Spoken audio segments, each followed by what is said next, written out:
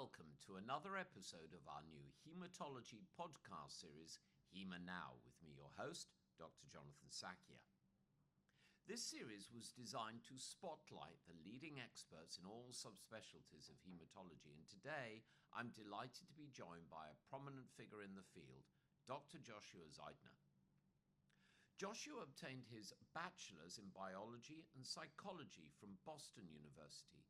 He then attended New York Medical College for his medical degree and completed his residency at Johns Hopkins University Hospital in Baltimore, Maryland.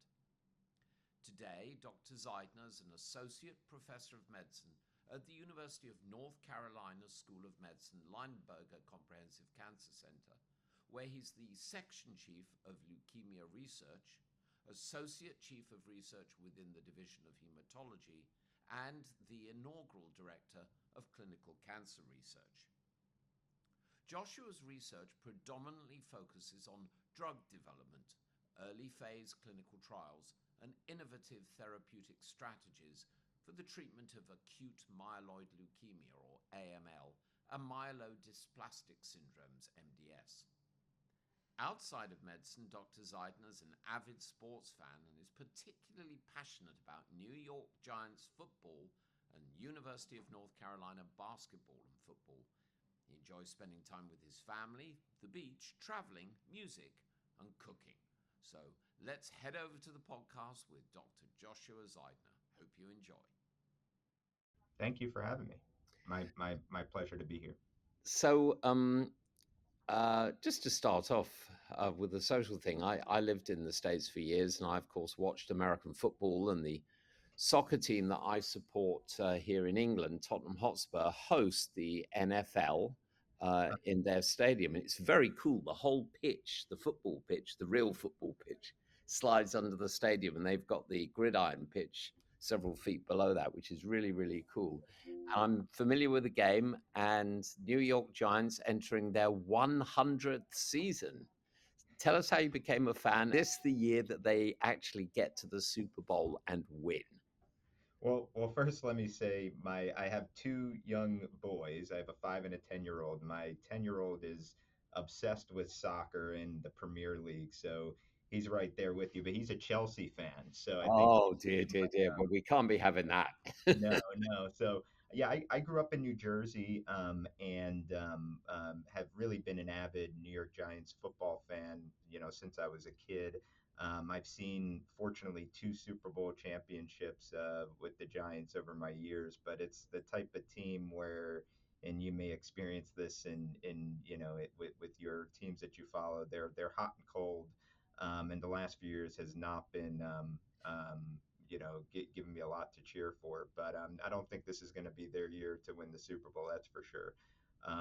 I do go to a game every year, and I try to go to a different kind of away stadium to try to experience all different types of football stadiums. So I'm actually taking my son to a game next weekend in Cleveland to see the Browns, which will be fun to see the Giants play, in an away stadium. But yeah, it's been one of my hobbies outside of obviously work and seeing patients, and I enjoy watching all sports. Yeah, it's good to have that diversion. Well, consider taking your son to an away game in London, I'd love because to. they And do they do yeah. it pretty well, and they sometimes do a double header of having a soccer game and then an American football game, on the same day or adjacent days. It's a heck of a stadium. And as far as my team are concerned, we have the expression that we snatch defeat from the jaws of victory with frequency. Every year is a new opportunity. So, Yeah. Josh, Yeah. our colleagues from EMJ recently attended and reported on the European Hematology Association, the 2024 Congress. And I believe you were involved in the publication of several abstracts that were presented at this year's meeting. Can you take us through your findings, specifically relating to the different treatment outcomes for patients with IDH1 and 2-mutated acute myeloid leukemia receiving non-intensive chemotherapy? Yeah, so one of the abstracts that I presented was a poster presentation at the European Hematology Association. was looking at prognostic outcomes of mutated IDH1 versus IDH2 in AML patients. And I've been part of this international Real IDH consortium, it's called, which is really consists of three different international real world databases, one being the US, the French, and the UK. And we've been very interested in looking at whether IDH1 versus IDH2 mutations can predict for outcomes with different therapies. At least in our US database, we were a little bit constricted on the time frame of getting the data. So obviously, we're well aware that azacitidine and venetoclax has really become a new standard of care and has completely changed the way we treat the older non-intensive patient population. In our database, we had very few patients who were on azacitidine and venetoclax. But what we found in this non-intensive chemotherapy real-world database was that IDH2 mutated AML patients behave very differently than IDH1. And that's with all different types of non-intensive therapies. In our database, these were predominantly HMA, based therapies, azacitidine or decitabine. But IDH2 mutated AML patients have had significantly better outcomes compared with IDH1. And I think that that is important because we're now beginning to learn the biologic differences between these two different subtypes. Of course, we have targeted therapies for IDH1 mutated AML and IDH2 mutated AML separately, but we've always kind of lumped IDH mutated AML together. And there are clear biologic differences even in the absence of targeted therapies for these patients. And I think other data has really supported that the IDH2 mutated group is really a biologically distinct group from IDH1 that do much better with conventional therapies than the IDH1 mutated population. So we're working on kind of compiling all of our data, combining it, in fact, with UK and French databases, and hopefully we'll have a publication soon kind of delving into that question of biologic and prognostic differences between the two subtypes. Yeah, it's as a simple surgeon, I find it fascinating how your specialty in oncology has changed in my professional lifetime. That cancer was a catch-all in any given anatomic or pathologic type of cancer, and we now know that they are many, many different cellular communities, if you will, that behave with a different culture and different prognostic and therapeutic responses, which is absolutely fascinating, and of course, great news for patients. You've done a lot of work, Josh, exploring the safety and efficacy of azacitidine, venetoclax, revumenib. I have a hard time pronouncing any of the monoclonal type drugs in newly diagnosed older patients with NPM1 mutated or KMT2A rearranged acute myeloid leukemia, AML. What potential do these treatment options show for patient care? Can you Yeah. So summarize that? first off, so revumenib, you were close. It's actually, I think your pronunciation was close to target. But Yeah. revumenib is a specific oral menin inhibitor, and this is by far the most promising, exciting class of new agents in AML. These are targeted oral therapies that are specific for different subtypes of AML. So you mentioned that AML is not a one size fits all diagnosis or lesion. In fact, probably our biggest advances that we've had in this disease in the past decade has been understanding the biological, interplay between different mutations and different subtypes of AML. And, there are at least a dozen or so different kind of genomic biologic subtypes of AML that have been published and have been shown to really display similar kind of biology. Menin inhibitors, in particular, target at least two different subtypes of AML. One, importantly, is the NPM1 mutated subtype. NPM1 mutations are the most common mutations in all of AML. And patients with NPM1 mutations appear to be dependent on this HOX homeobox a gene signature that leads to kind of the maturation arrest. And menin inhibitors have been shown preclinically and now clinically to really reverse that sort of leukemogenesis effect that leads to maturation arrest in AML. And it turns out that KMT2A rearranged AMLs, which are much less common than NPM1 mutations, KMT2A is a gene on chromosome 11q23. It's also known as MLL, or mixed lineage leukemia. KMT2A is kind of the newer name. And we can see these translocations or rearrangements with that gene based on conventional cytogenetics and FISH testing. And these are seen in about 5 to 10% of all AML patients. KMT2A, in contrast to NPM1 mutations, lead to very poor outcomes. These patients generally don't have a true standard of care and are very resistant to therapies, whereas NPM1 mutations are much more heterogeneous, and some patients can actually have favorable outcomes with conventional therapies. But again, NPM1 mutations, the most common mutation in all of AML. Both are unique kind of subgroups, but they both depend on this homeobox gene signature to lead to leukemia. And menin inhibitors can reverse that sort of process and pathway. There are now at least there are 4 menin inhibitors that are oral menin inhibitors that are in the clinic in investigation in early phase trials, look incredibly promising. There's in fact more other newer agents that are being developed and being studied as well. The 4 most advanced menin inhibitors that are being studied in trials right now are revumenib, which is one of them, ziftomenib, bleximenib, and enzomenib. So those are kind of the 4 most advanced oral menin inhibitors.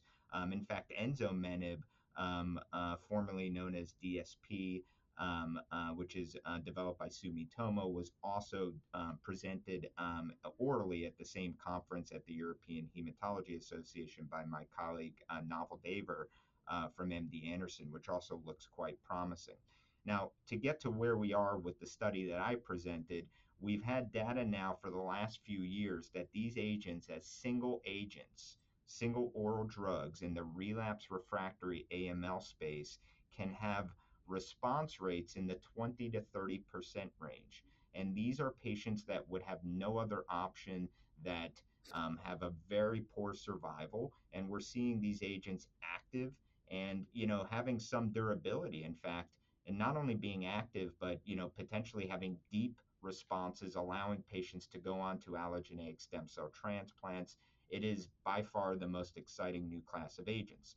We have been now investigating whether adding these agents to the frontline setting for newly diagnosed AML patients can be safe and lead to better outcomes. As these agents are obviously active in the relapse setting, it behooves us to determine whether there are a broader population of patients that can benefit or whether we can move these into earlier lines of therapy. So we designed a phase 1 dose escalation study, and this was through this BEAT AML consortium. And BEAT AML is a Leukemia and Lymphoma Society sponsored consortium investigating new combinations for unique subgroups of AML, where we're really trying to find like a precision medicine based approach that we can target specific abnormalities in specific patients. In this particular study, we enrolled only patients who we thought would benefit from menin inhibitors, and those were NPM1 mutations and KMT2A rearrangements. These were older adults where the standard of care for these patients is azacitidine and venetoclax as a doublet. So we enrolled, and what we reported is we enrolled 26 patients to date on this, what we call a triplet regimen, azacitidine, venetoclax, and revumenib, which is one particular menin inhibitor that we studied on this trial. We escalated the dose to 2 different dose levels. We did not see any non-hematologic dose-limiting toxicity, so we were able to kind of ramp the dose up safely. And then in our expansion cohort in the second dose level, we really saw remarkable activity in those 26 patients that I mentioned that we've reported to date. We've seen 100% response rate. There has not been a patient who has not responded to date, at least in the response evaluable patients.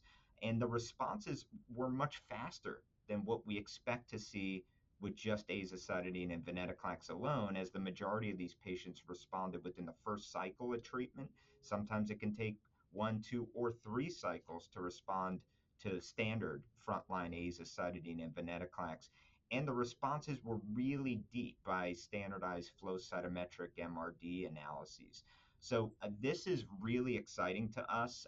Obviously, anytime you see 100% response rate, can't get better than that, right? These are smaller, numbers. 26 patients isn't trivial, but we certainly need to expand the study and enroll more patients to really know whether this activity is being continued, and those who relapse or become resistant, what the mechanisms are in those cases.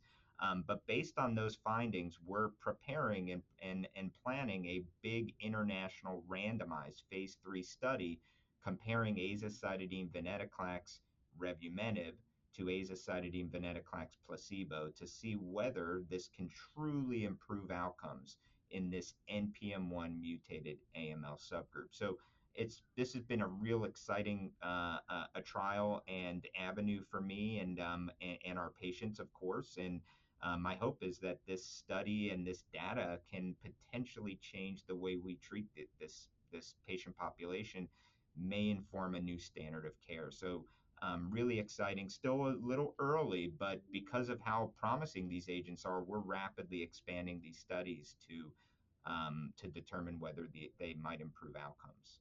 Well, 26 patients may be a small number, but it's sort of like there are lies, damn lies, and statistics. 26 responses out of 26 is enormously encouraging, and your excitement seems well placed. So, moving on to a different topic, you published a paper last year in the Journal of Clinical Oncology entitled Tolerability and Efficacy of the Anti-CD47 antibody magrolimab. I'm a simple surgeon, so I'm sorry if I You're doing slaughter great. words.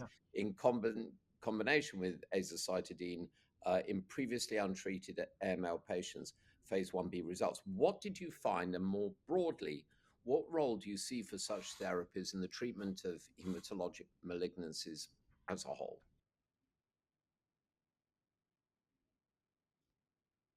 Yeah, so this is a really interesting topic that I'll try to briefly summarize. But the main context is that TP53 mutations are the poorest risk mutation in all of AML.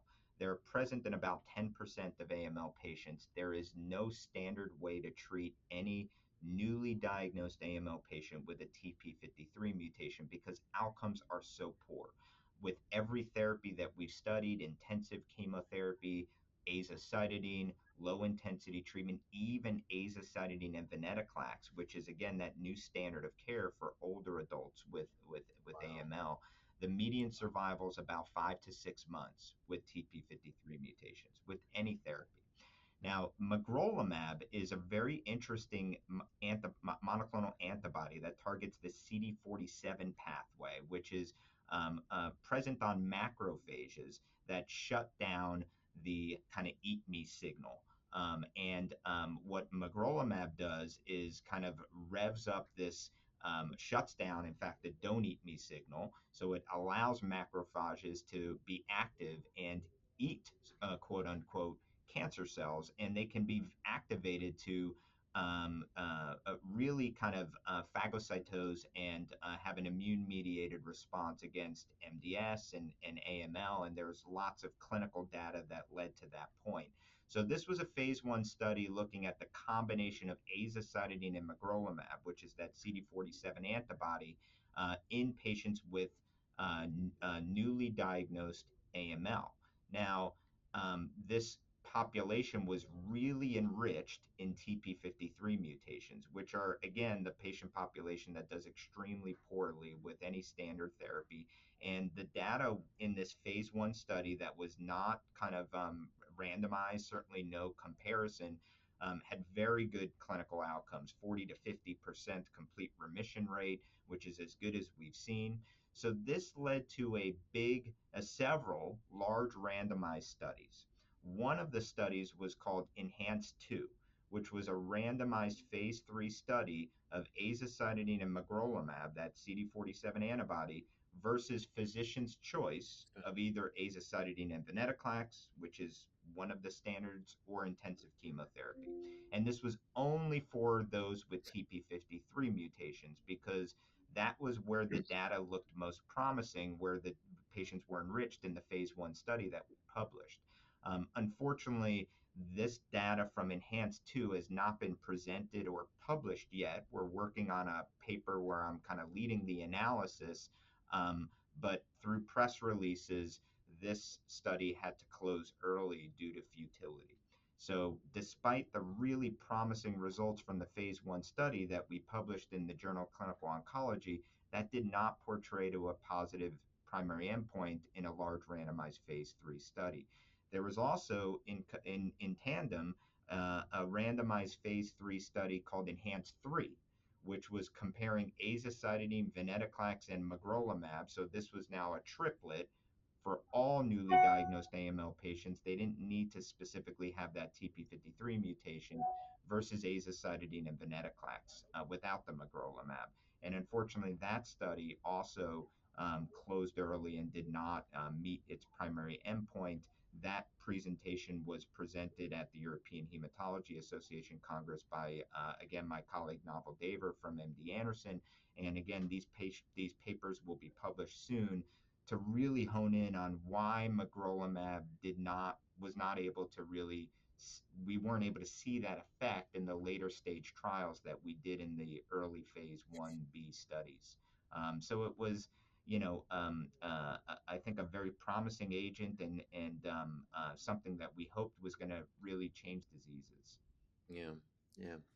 Well, let's change topic a little bit. We've had guests on a sister show, the EMJ podcast, talking about the reliance on transfusion in myelodysplastic syndrome, and I know that's something you've published about, and how this is a patient-centric metric for therapies. Can you give us your perspectives on this? Yeah, I think so. A lot of our endpoints in any cancer, but in particular MDS, acute myeloid leukemia, are really mostly based on survival. There's lots of surrogates of survival: disease-free survival, event-free survival, complete remission duration. And then, of course, we have the activity of a specific agent or combination, which is looking at complete remission and other sort of markers of activity. But, in MDS in particular, this is a disease of the elderly. The median age of MDS in the United States, at least, is about 70 years old.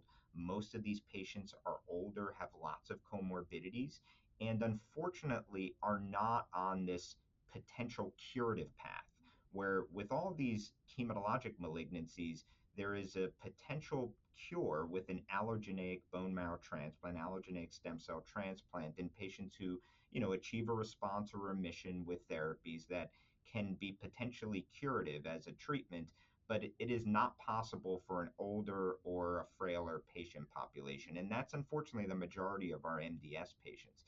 These patients are largely at diagnosis.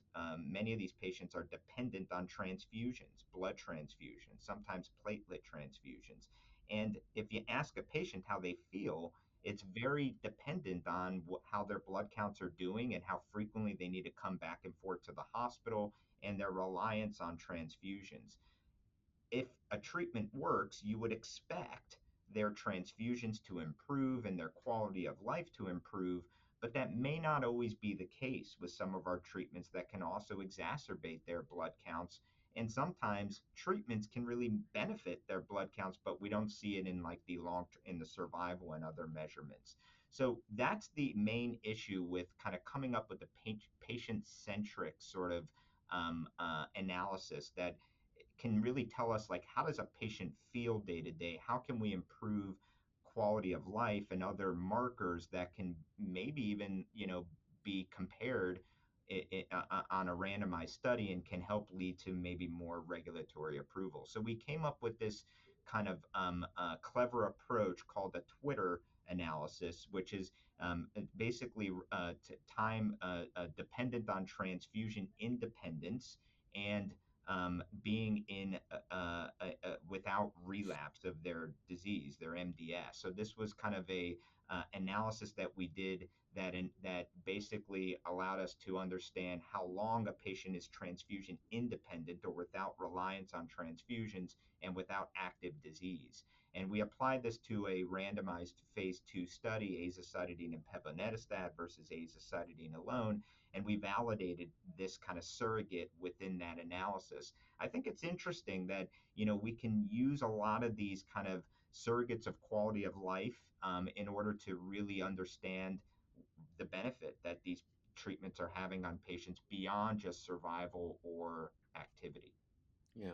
So you just referenced a study of azacitidine alone versus azacitidine plus pevonedistat, the Panther trial, which didn't meet its endpoint.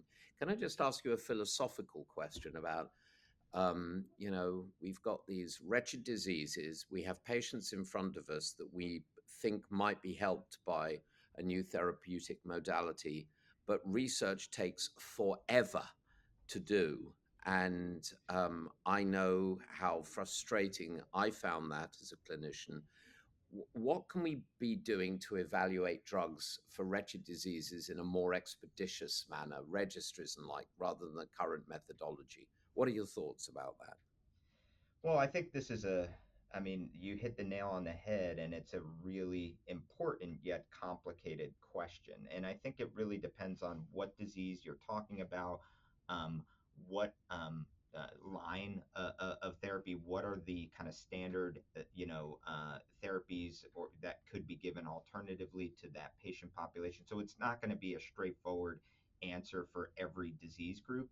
But I think, if we're focusing specifically on MDS, because, that was really where the azacitidine and pevonedistat study was developed. And, despite, my clinical and research specialty is treating patients with MDS and acute myeloid leukemia.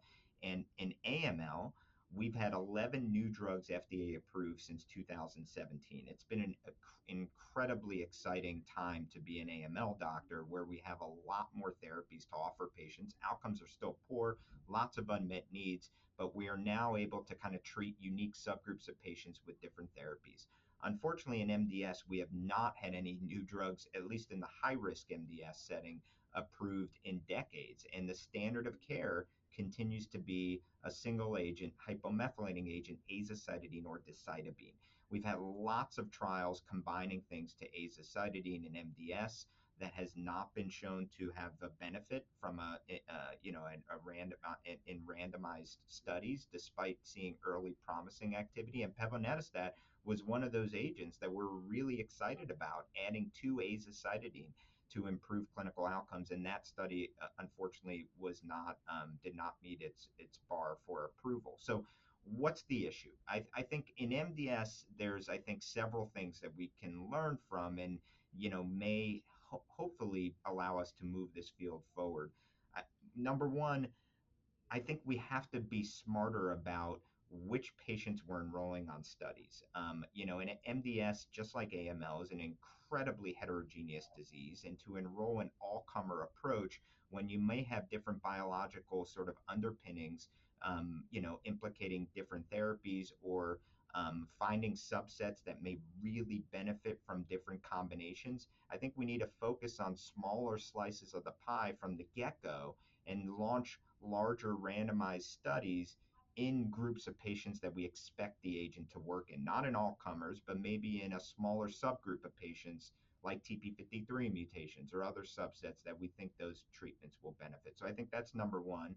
And number two, in MDS, we've combined everything with azacitidine or decitabine. And maybe those treatments are not great combination partners. Maybe we have to think outside the box and think about developing agents without combining them with azacitidine, Azacitidine and decitabine may be the best we have in MDS, but that doesn't mean that adding drug X to those agents is going to improve compared with just azacitidine or decitabine alone. So I'm very interested in kind of exploring other options that aren't maybe combined with these agents. And then I think it's the primary endpoint, figuring out, can we early on determine, have like a go no go strategy where things are where we're expecting the benefit to continue versus starting a trial where it looks like our outcome is not going to be measured and we can stop early instead of launching these large trials with no benefit. Those are kind of some areas that I think we're all exploring. The azacitidine and pevonedistat was interesting because there were some subsets that might have benefited from the combination, but unfortunately, we're not going to be able to delve into that further. Yeah. Well, and I think we might see things like AI and avatar patients as controls. And, I know things like funding obviously are key things, which leads me on to my last question that I like to ask that if you stumbled across a genie, I don't know how common genies are in your neck of the woods, but if you stumbled across a genie and you were granted 3 wishes in your area of healthcare, what might Joshua Zeidner ask for? Well, I think if I can, Other than the Giants winning the yeah, Super Bowl, of well, course. that would be one of them for Oh, sure. there you go. Um, I think finding, obviously, being very lofty but unrealistic would be, finding a cure for these diseases that I treat that is independent of a bone marrow transplant. An allogeneic bone marrow transplant is really the only kind of curative mechanism that we have for these diseases, and it's a very challenging treatment that unfortunately a lot of older patients are not able to undergo. But I think if I would be, more specific than that, because that's a bit of a broad sort of approach. I think, number one, for the United States in particular, what I think is really important is having kind of a universal kind of healthcare structure where, at least from an electronic medical record standpoint, where we can all access records across the country. And when I see consultations, it's incredibly challenging to get all the data and to talk to all of our colleagues across the country. So I think having like an easy portal to do real world data on, to be able to interface with, that would be a huge win for the United States. Number two, health insurance, right? I mean, again, speaking on the United States side, I treat patients at a state institution and we treat patients with and without insurance, but there's a lot of healthcare that we can't provide to patients without insurance or who are underinsured. Speaking of which, a bone marrow transplant, the only curative treatment for AML or MDS, cannot be done under very few circumstances unless patients have insurance that can, cover that whole therapy. So I think fixing that issue so that that's not a barrier for the way that I can treat an individual patient, I think is would be a huge win. And with that, kind of not having to go through peer-to-peer reviews and all of that with insurance companies, because we have lots of therapies now in our arsenal, and being able to use them in an appropriate way, I think is really important for patients. If I would be more specific, there's a lot of interests I have in across these diseases, but I think the biggest unmet need in all of the diseases I treat is those TP53 mutated MDS and AML patients. We don't have a therapy, we don't have a target, and if we can find something that works for those patients, that I would create a genie for that, and that would be a huge win for the field because it is a very kind of somber clinic when you see these patients and have very little to offer. Yeah, I've had a friend with that, so I didn't deal with it professionally, but did personally. So um, amazing. I'm sadly that's all we've got time for today, but I'd love to have you back on, Josh, to talk more about football and more about the amazing advances in your specialty. And again, kudos to you and to your colleagues for the impact you've made on the lives of so many patients and the advances that have happened and continuing to happen. Thanks, knowing how busy you are. Thanks for being with us today. It was really great. Well, again, thank you for having me. I'd love to talk sports or medicine anytime, and it's really a pleasure to be here. And hopefully, I'll join again. And thanks for inviting me. You're very welcome. And if work or pleasure brings you to London, we can do both and watch a bit of real football. So, folks, thanks for listening to this episode of Hema Now. If you've enjoyed listening, and I guess if you're watching this part, you definitely have, please subscribe on Spotify or Apple Podcasts or wherever you get your podcasts so that you never miss an episode. And check out our archives. There's going to be lots of great episodes in there. And please tell your colleagues, tell your friends, like us on social media. You know the drill. So until next time, please stay safe, stay well, stay curious. Bye for now.